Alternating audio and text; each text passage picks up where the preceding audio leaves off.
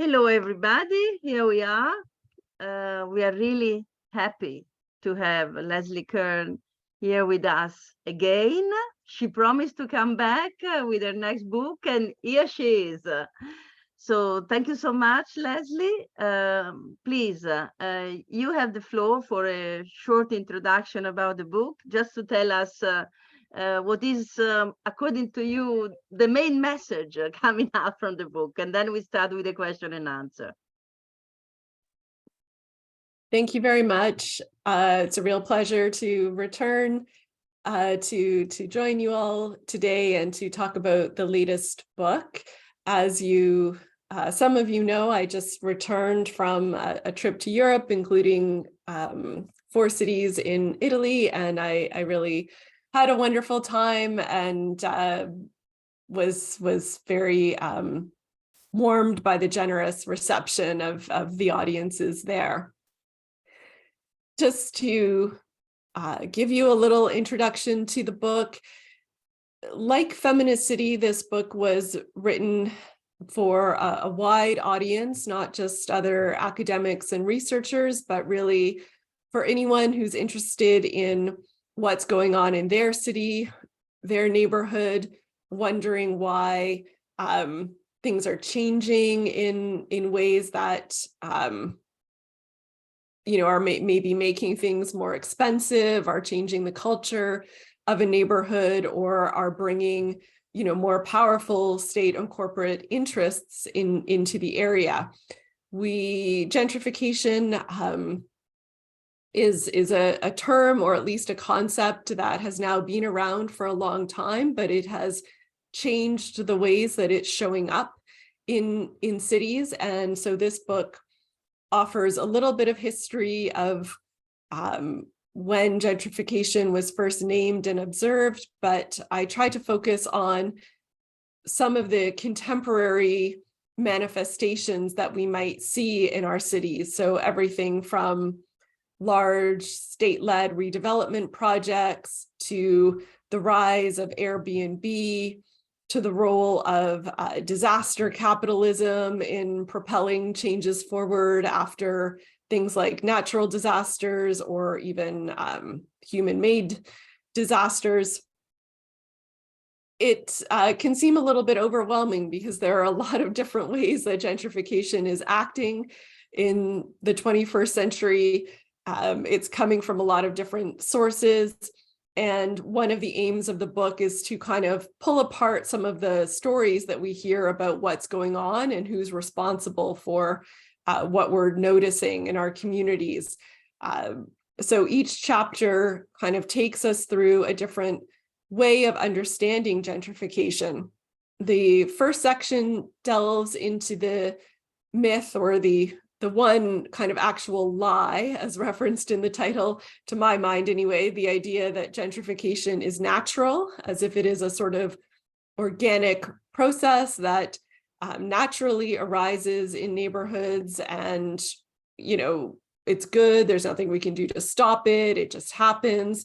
Because I think this is a really important idea that everyone from activists to researchers really need to push back upon, so we can understand the kind of real decisions and policy choices that are being made that push urban change in certain kinds of directions.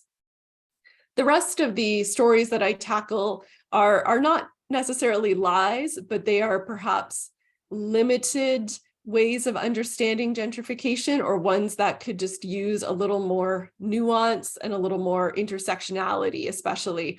And what I mean by that is instead of only or primarily focusing on like class and economic power as the drivers of gentrification, I want us to also be able to look for and understand how other forms of power, such as gender or patriarchal power, racial hierarchies, sexuality, age, and ability also impact the way that gentrification is happening in cities. And I think maybe we'll get into some of that a little bit with questions, for example, about the impact on students and how students are kind of being drawn into and spit out of the gentrification machine in so many cities around the world.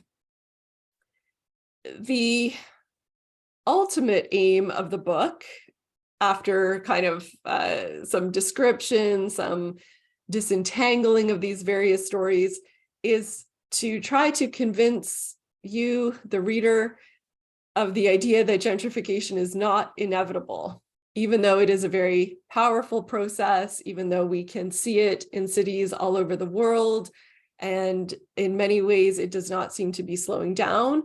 This doesn't mean that it is unstoppable or that resistance to it is futile. So the second to last chapter offers a range of examples of how communities and cities around the world are pushing back against gentrification.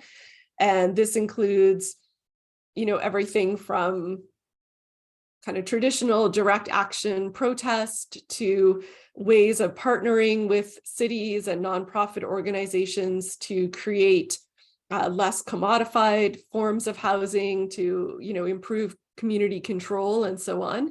And my hope is that by at least starting to catalog some of these examples, that we can recognize that there's probably more resistance and pushback going on than we know about, and that we can maybe learn from what's going on in other cities. I don't think there's one perfect strategy or solution. At the same time, that doesn't mean that we shouldn't be looking to other things that are happening and trying to come up with ways that they might be applied in our own local contexts. The final chapter was kind of a late addition to the book. It was going to end with the chapter that I just described with all of these examples, but I realized that maybe for the average reader, that would be, okay, kind of interesting, like, okay, that's what's happening in Buenos Aires or something, but what about tomorrow when I walk out my front door and, I'm sort of faced with choices about where do I buy my morning coffee, or I'm concerned about my neighbors who look like they might be getting evicted. What are some ways that I as an individual can start to contribute to making things better in my own neighborhood? So that final chapter then offers some points of reflection for people to think about their own power that they might have, the spheres of influence,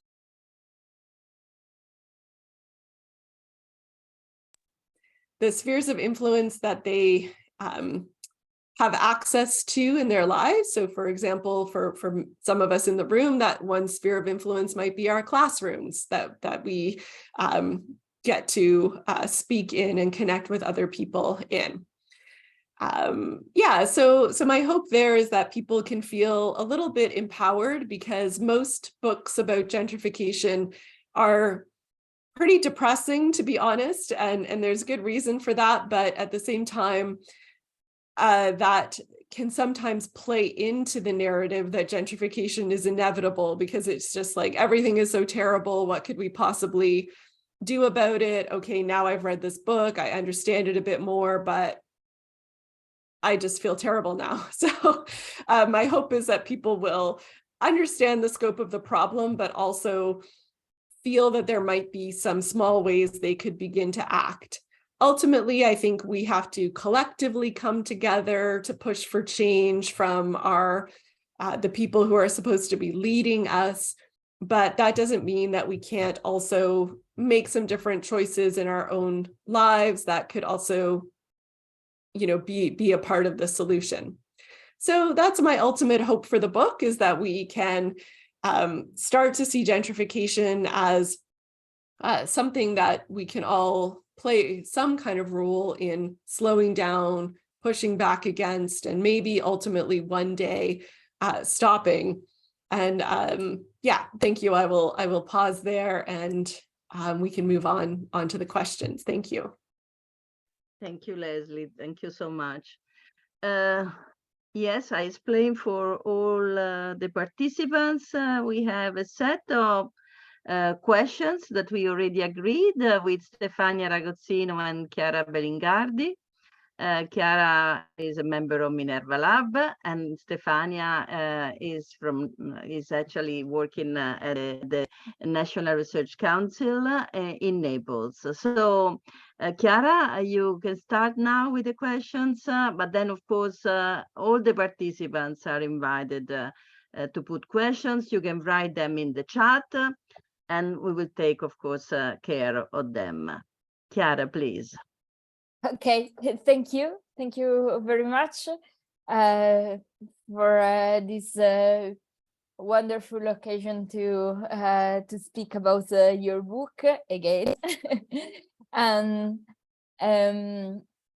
our first question is about your trip. We know you were in a trip around the world to present your book, and especially in Italy, you stayed in 4 cities, and you stayed in different places like universities, bookstores, social centers, and other places. So we were wondering what kind of impression do you have about this trip, about movements, about how people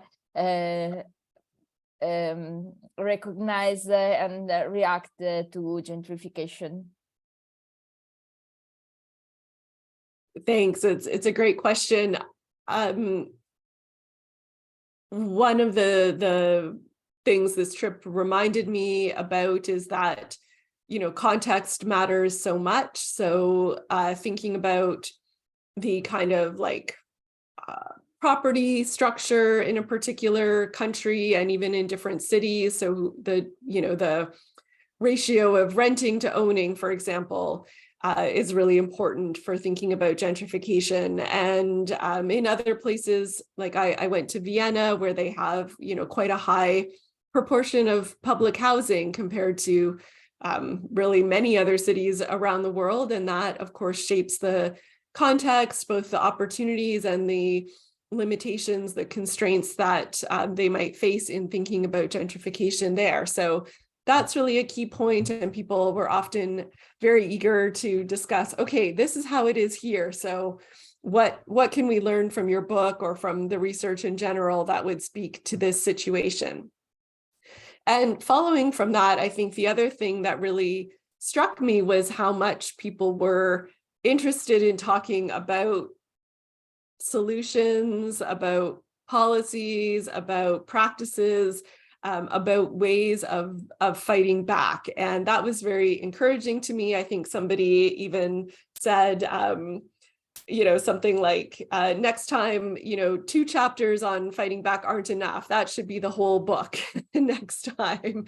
And I thought, okay, that's a great message to hear, that people are ready to hear something a little bit hopeful and to try to imagine alternatives that they can work towards in their own communities. So that was great to hear.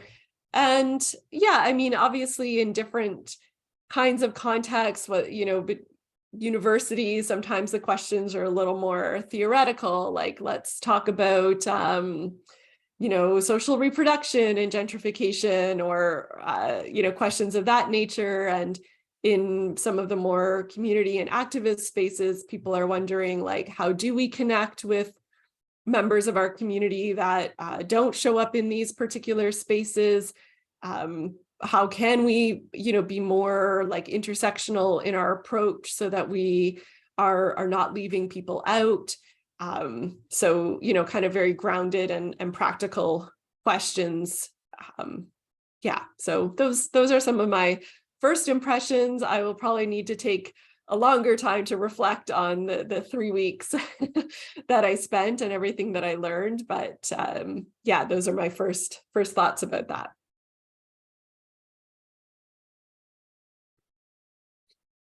Okay. Tanya?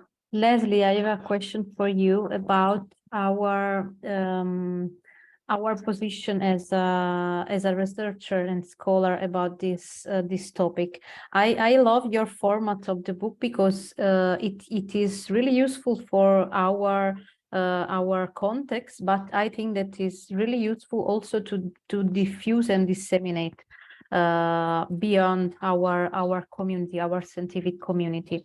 But to be contextualized in our position, I'm interested in what happens when we as a scholars or as a professional recognize the responsibility for what happens to people and places in places where are gentrified. I'm very I feel very near with you when you say that we have a strong need to combine anti-gentrification and decolonization efforts. I have in mind these two concepts that you put together very, very near to me. And my question is, how do you regenerate, and what are your suggestions and recommendations for an area to be regenerated without gentrifying it? And in this context that is complex, how is important, how valuable is the political action in that cases? Yes, that question is really at the heart, I think, of so much concern about gentrification, because we know that there are many neighborhoods that have been ignored by the state and by capital, and do not have the services that they need, the infrastructure that they deserve, the green spaces that are necessary. Yet we also know that sometimes bringing those improvements or even recommending those improvements can be a potential spark for gentrification. So I think there's a few things that need to happen to try to limit the possibility of gentrification. One of which is really starting from the community to figure out what we mean when we say like improvements or regeneration, because often that might be very different from what like planners, researchers, or city politicians or architects have in mind. So making sure that the vision for what is actually needed as a quote unquote improvement comes from the community itself, or from suggestions from the community, so that there is likely to be more kind of ownership and buy-in to the changes that are happening, rather than feeling like they're something that's being done to them without their input. So that's probably, you know, in terms of the process, I think a very important beginning point. There also needs to be, I think, from sort of the top-down level, a range of policies in place that would help to limit the potential for displacement. So that could be things like allowing for long-term leases to exist in that neighborhood, some form of rent stabilization, a ban, or even if it's temporary or for 5 years, 10 years, on evictions, or like no fault kinds of evictions from that place, commitment to perhaps build nonprofit or affordable housing that's meant for members of the existing community, and maybe some strict controls on what kinds of new housing development can happen in the neighborhood. So combining those things, I think, is one way to try to limit the potential for the kind of speculation, the economic speculation that can happen when improvements are coming to a neighborhood. I'm not sure that there's, you know, ultimately the full, you know, prevention of gentrification, but at the very least creating kind of a bubble that makes it less attractive for developers, speculators, real estate investors to kind of leap into that market. yeah, there's probably a few more things that I could add, but maybe I'll pause there. And the second part of the question, how important is political action? I think that maybe ties back to the first thing that I said, like in terms of community involvement. So it might mean, probably most communities that need some kind of regeneration have been probably been pretty vocal about it for a long time. So actually listening to what people have been fighting for, whether that's environmental cleanup, whether that's improved public transit access, whether that's, what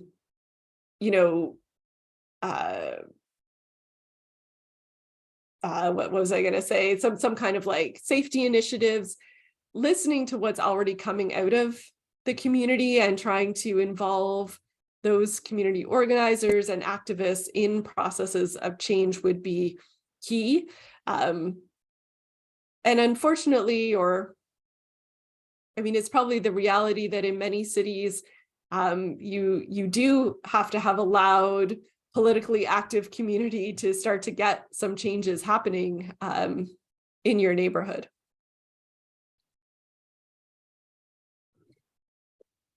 Thank you, Leslie. Thank you very much. Thank you. Well, about policies and the public, public power, we can say. You probably have seen that in many Italian cities we have a huge problem about touristification and short rental.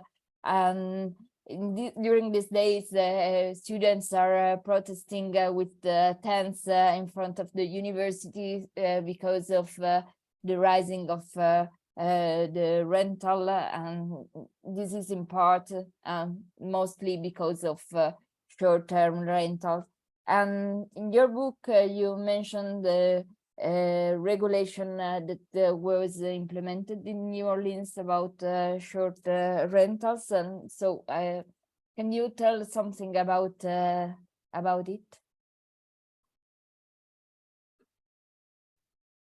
Yes, short-term rentals are certainly taking a lot of potential long-term rental housing out of the system because they are more, I guess, valuable as short-term rentals in terms of the prices that can be attached to them. And in New Orleans, residents were becoming absolutely fed up with Airbnb in their communities because entire homes were, being rented out for groups of people who go to New Orleans solely for the purpose of partying. It's kind of that kind of city in many ways. It's a city where people do go to have fun and to let loose a little bit, but you had a lot of like bachelor parties and, kind of rowdy groups of young people coming in and, taking over homes for 3-4 days and then leaving and creating a lot of mess, a lot of noise, and a lot of anxiety amongst other community members who really didn't know who their neighbors would be from one day to the next. So through a lot of like grassroots action, people pushed the government to impose some regulations, which, if I remember correctly, and New Orleans is now one of many cities that are trying to limit Airbnb. So this can include everything from homeowners needing like a license, basically, or permission to register a rental on Airbnb, limiting the listing of like whole homes or apartments on Airbnb. So meaning that like you can rent out like a room in your house on Airbnb, but you can't rent out the whole house, which is meant to kind of limit the like investors coming in and buying up like a lot of apartments and properties with the sole purpose of renting them out. High taxation rates on like second properties, right, to again kind of limit the profit-making potential there.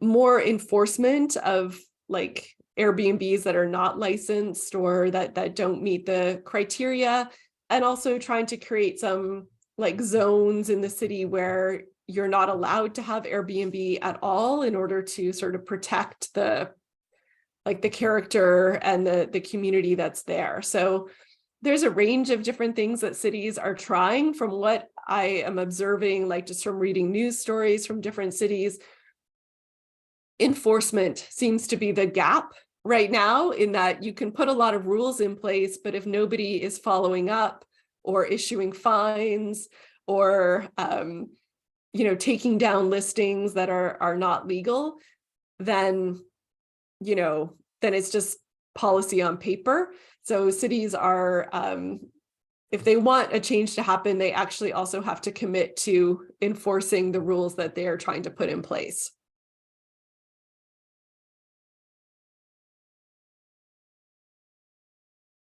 Thank you, Leslie, also for this answer. And me and Chiara reflected on the different period that we live through the pandemic. And we reflected after an initial period of a total embeddedness, of total flux of the pandemics. Now there is a feeling of a sort of removal, a sort of pause in this flux, and we were very glad if you have a reflection with us about this, and also a specific reflection about the links between the post-pandemic recovery and the risk of gentrification. Yes. In the first year or so of the pandemic, people were noticing that there had perhaps been a movement out of cities from sort of some of the like professional classes, if you will, who could work from home. And so we're maybe seeking out quieter, maybe safer environments in smaller towns and in the countryside. And there was a theory that then this would, let like housing and rental prices come down in cities with kind of higher vacancy rates now. And it seems like maybe that was true for a little while, but most places have reported a pretty robust, like either return to the city, if not of the same people, then of other people who are now quite eager to be back in urban environments or who need to be back in the city. So in most places, prices have just gone right back up again. So I don't think we saw that kind of hollowing out of cities that was maybe observed in the beginning, and now in the kind of as we move to post-pandemic situation, I think, and I write about this a little bit in the book in the context of disaster capitalism. So when there is or are moments of great disruption in the normal kind of fabric of how the economy works, we can often see capital very eager to take advantage of that. And this could look like in cities, when like small businesses, for example, or like small restaurants, things that kind of didn't survive the pandemic because their business was just hit too hard by the lockdowns. Those vacant spaces now can be repurposed for something else, or can have an influx of kind of even more expensive or upscale options. For people, regular people who, lost their jobs or struggled financially during the pandemic, if they were displaced or evicted, then this is, a moment when, again, those properties can be returned to the market at higher rates. It's maybe still a little too early to say what all of the kind of fallout or the results of this pandemic will be, but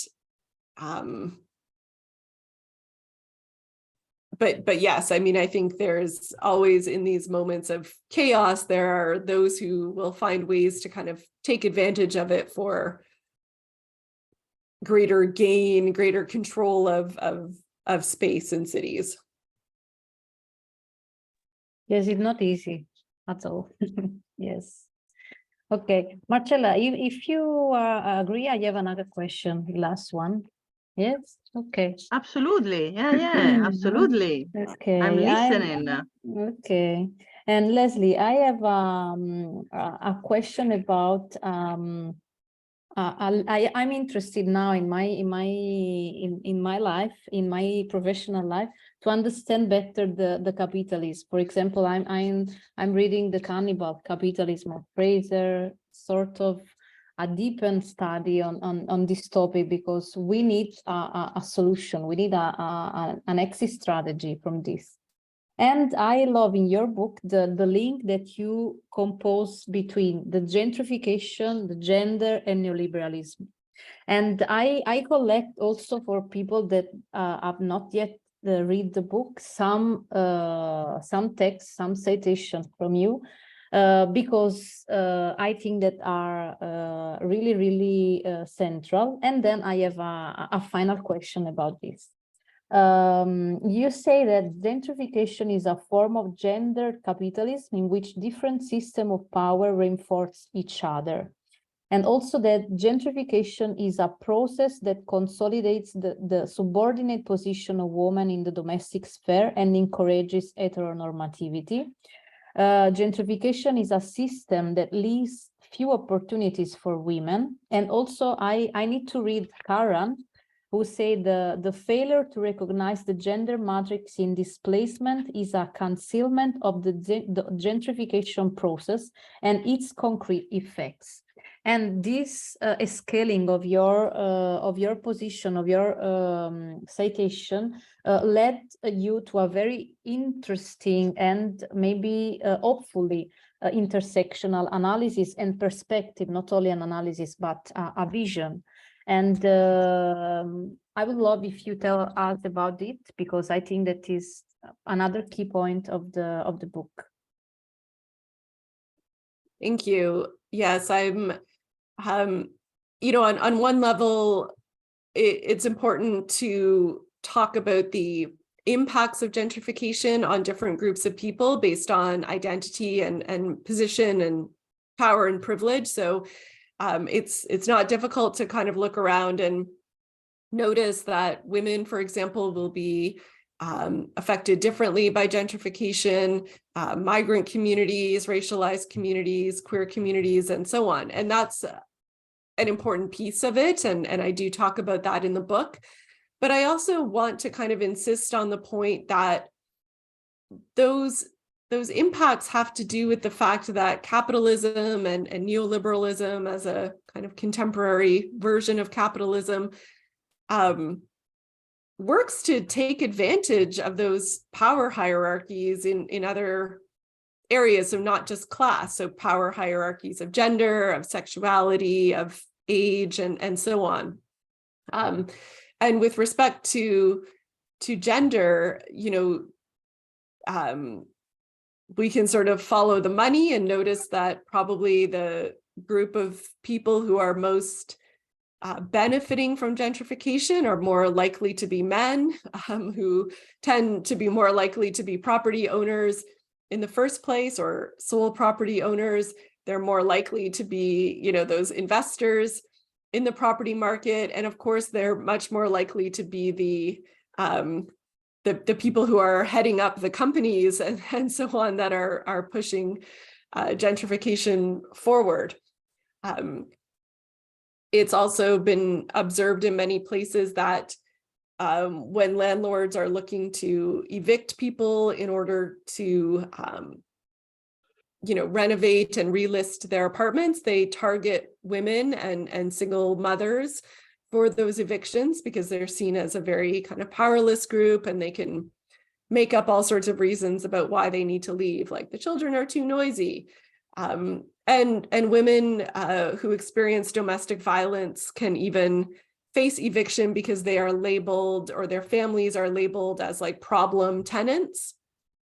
Right. So in this way, gentrification is actually like taking advantage of violence against women in order to move itself forward.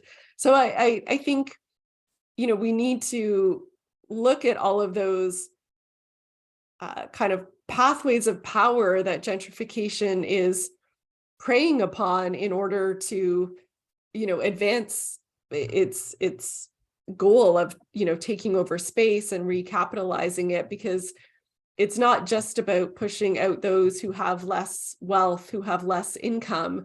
It's also, taking advantage of racial difference and so on. And if we don't, kind of as Kern suggests, as Winifred Kern suggests, if we don't pay attention to that, then we're kind of missing something. And we might also be missing avenues for pushing back. So we might be missing ways of creating solidarity between what have been seen as different kinds of movements or different issues.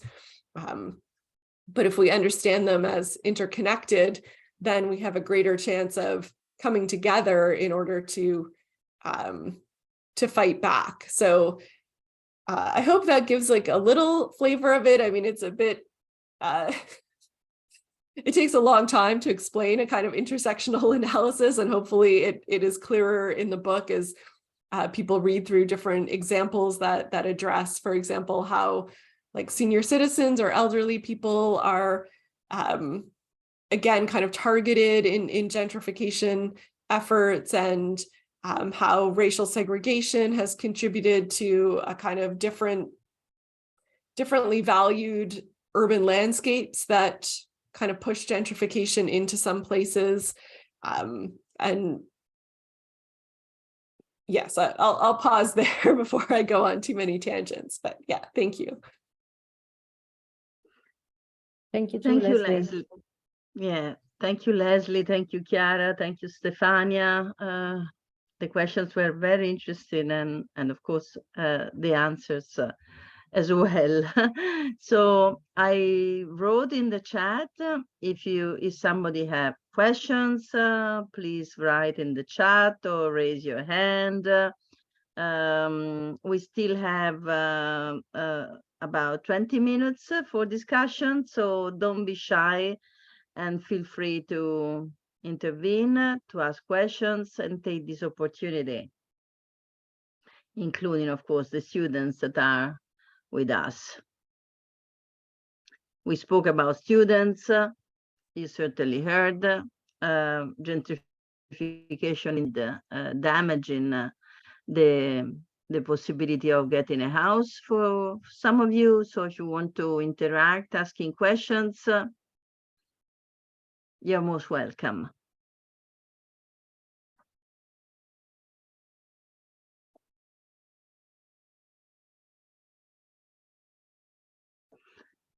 Nobody yet, so let's wait a little bit. In the meantime, Leslie, I wanted to ask you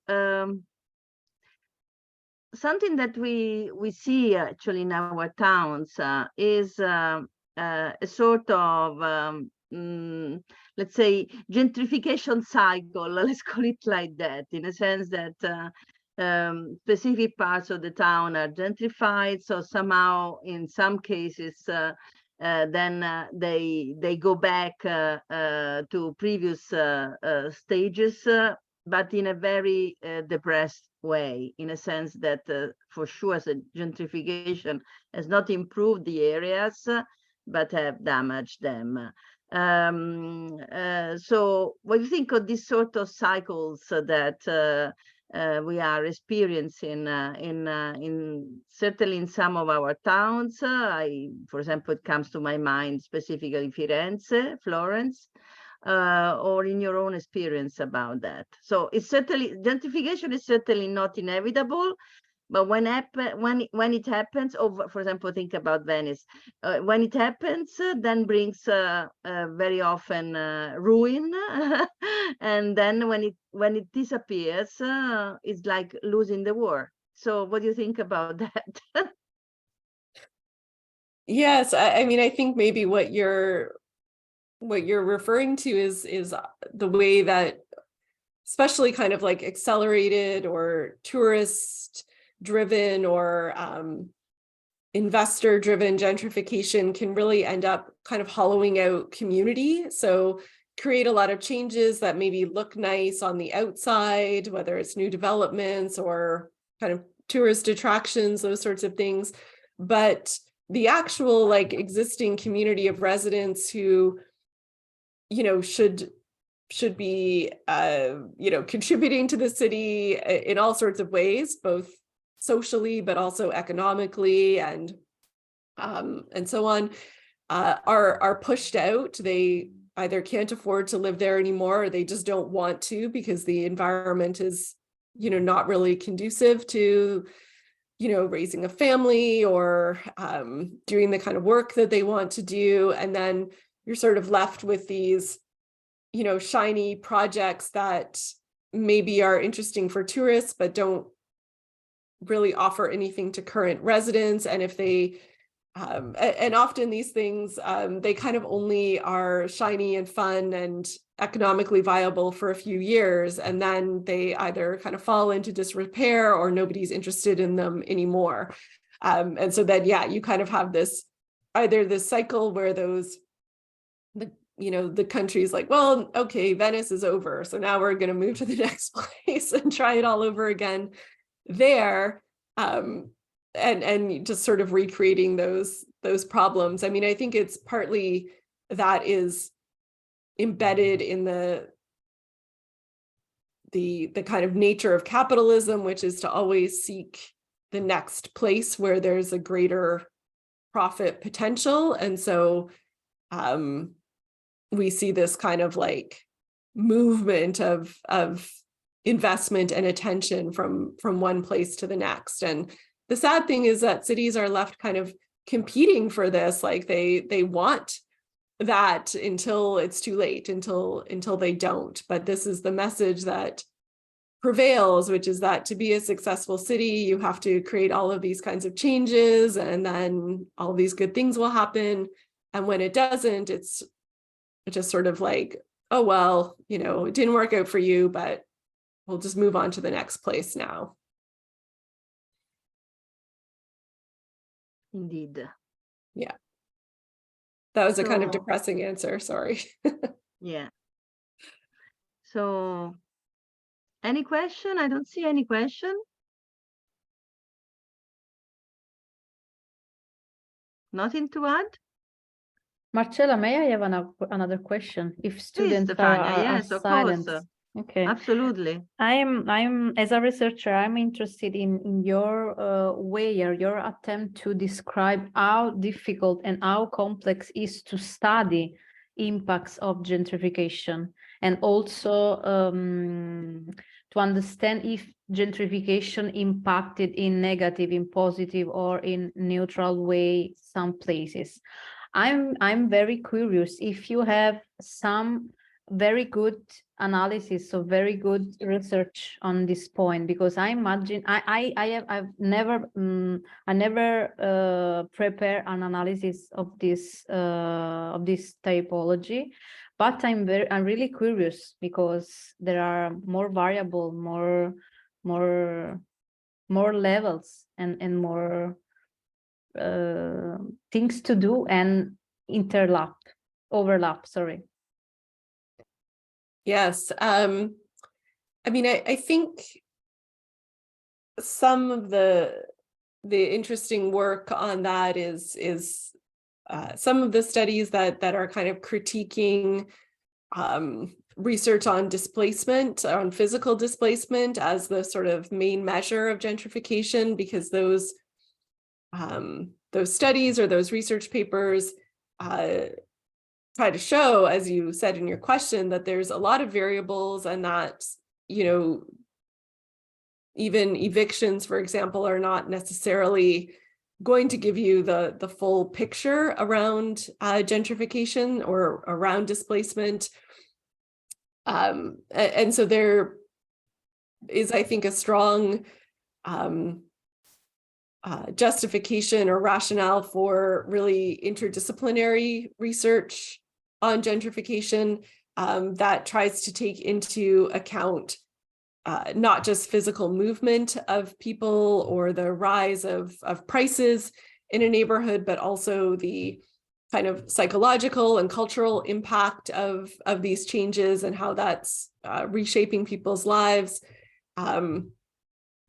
Recognizing that in many cases there is not a distinct before and after of gentrification, that it can be a very long and messy process that kind of like starts and stops and continues, and not everybody is suddenly displaced and you have a whole new neighborhood, right? People stay but their lives can be radically changed by some of the things that are happening around them. So, I think in order to get that more holistic picture of gentrification, we need research that comes at it from all different kinds of angles, that is quantitative and qualitative.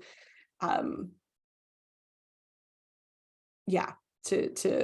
try to understand the phenomenon better, rather than looking for, the kind of one definitive variable that would prove or disprove the harm or the impact of gentrification. So actually, there is a question by Erica in the chat. I don't know, Leslie, whether you want to read it directly or shall I read it for you? Can you read the chat easily? Or yeah, I can read it. Erica is writing from Washington, so maybe she has problems in connecting. I don't know, but she preferred to write. So yeah. Once again, is in sort of intersectional analysis, taking into account generations in this case, more than anything else. Yes, I mean, I'm sure it's different in different places, but I think, yes, definitely people in the kind of millennial generation, those people I think have been very impacted by gentrification, and it's maybe a combination of, like, in many places wages are not really going up relative to inflation, but housing prices have gone up, in ways that far outstrip other kinds of inflation. So in that kind of situation, many millennials, or especially younger millennials, and now Gen Z, are thinking like, yeah, we might never be able to afford to own a home, like in places where owning a home is the preferred strategy, right? That we're supposed to take, but also realizing or feeling that they can't afford to live in the city, right? Or in cities where they went to school, for example, like the prices are just too high. So yes, I think absolutely that group has been very affected by gentrification. Thank you, Leslie. So we have still 5 minutes left, so time for a quick question or a quick comment. Who wants to take advantage of this last minutes before we close? If nobody wants, I have a final Okay, Chiara, comment. then. Thank you very much. Well, I wanted to comment on that about housing, and I see that your book had what I appreciated is that demonstrated that housing is not just a matter of quantity of how many houses for how many people, or not just a matter of human rights, but it has a really complex meanings between having a place to stay, the right to dwelling, and the social relationship, the question of domestic violence and race. And so I think that this is really an interesting point of view, and not just this, it is a way to demonstrate that answering to the question of housing is not just a matter to building more houses, because but it's a matter of saying which houses for which inhabitants, which kind of places do we need to dwell, and so thank you very much. Yes, thank you for that. Often we hear, there's a housing crisis, there's not enough housing, and that is true in many places, but the answer has to be more than just build more units, for a number of reasons. One, if we just keep building the same kinds of quote unquote units and houses that we've always built, then maybe we're ignoring different kinds of households, families, living opportunities that could be put in place that would be more sustainable socially, economically, environmentally. We also have to recognize that, location is everything. Like, if somebody, wants to give you a new flat or house, that's great. But if it's not in a place where your kids can go to the school that they need to go to, where you can get to work, where there are other people from your community located, and by that I could mean your religious community, your cultural community, queer community, political community, then it's going to feel very isolated. If you don't have good access to public transportation or healthcare, like, a home is not just the unit that you live in, it's the community, the network, everything around it. So, and especially for people who don't have a lot of other financial resources, the location is really of kind of absolute importance.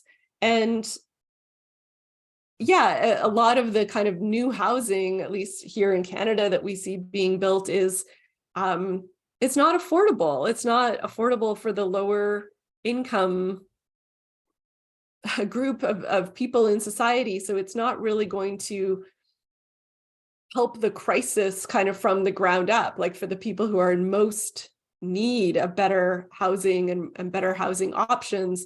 It's just maybe expanding the options for, those who already have pretty good access to the housing market.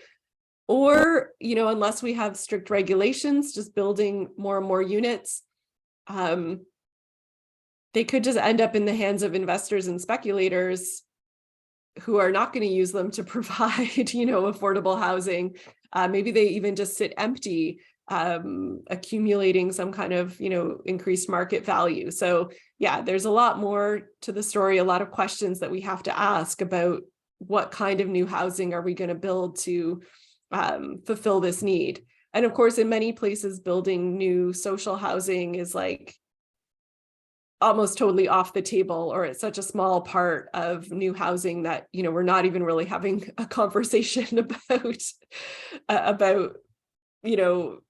building social housing back up. So there's a lot of, as Chiara is suggesting, a lot of really critical points that we need to address when it comes to this crisis. Thank you so much, Leslie. Really, thank you. And well, the time is over, as you can see. But in the meantime, I've written in the chat about our next meeting as Minerva Lab. We will come back to talk about cities this time, and once again with a feminist perspective, as Leslie taught us to do. And this time it will be a meeting in presence. So for those of you who are interested, please write to me and I can give all details. It will be in Sapienza University on May 29 at 5 o'clock. And it will be an open discussion about several case studies, both in Rome,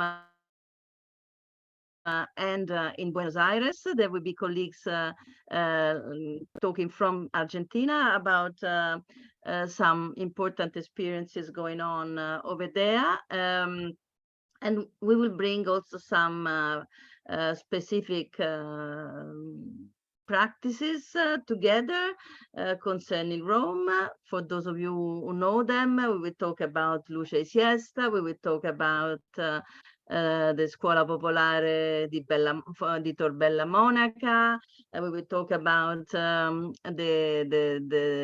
Quarticciolo district and so on. So keep on following us. I'm sorry, Leslie, that you are not anymore in Rome. Otherwise, it would be fantastic to have you with us. But I'm pretty sure we will meet again. And of course, you're always welcome among us. Thank you. Thank you so much. And have a nice, well, evening for us, afternoon for you, but enjoy your time anyway. Thank you so much. Thank you, Bye-bye. Leslie. Thank you, Marcella. Ciao, ciao, ciao. No.